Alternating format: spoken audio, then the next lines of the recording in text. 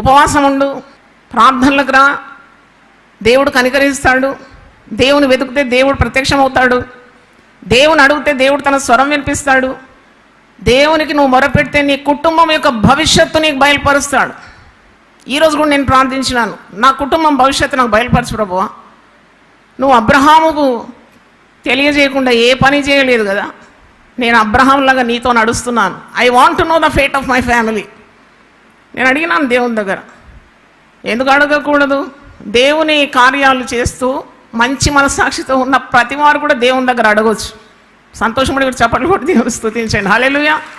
If you are walking right with God and your conscience is free, pure, definitely you can ask God, దేవా నా కుటుంబం భవిష్యత్తు ఏంటి, నా పిల్లల పయనమేటు, నా భర్త పయనమేటు, నా భార్య పయనమేటు, ఎటు వెళ్తున్నాం మేము, ఏ గుంటలో పడిపోతున్నాం, మాకు బయలుపరచమన్నప్పుడు దేవుడు తప్పకుండా నువ్వు తగ్గించుకొని ఉపవాసం ఉండి కన్నీళ్లు గార్చి ప్రార్థించినప్పుడు దేవుడు తన ఉగ్రత నీ కుటుంబం మీదకి రానియాడు.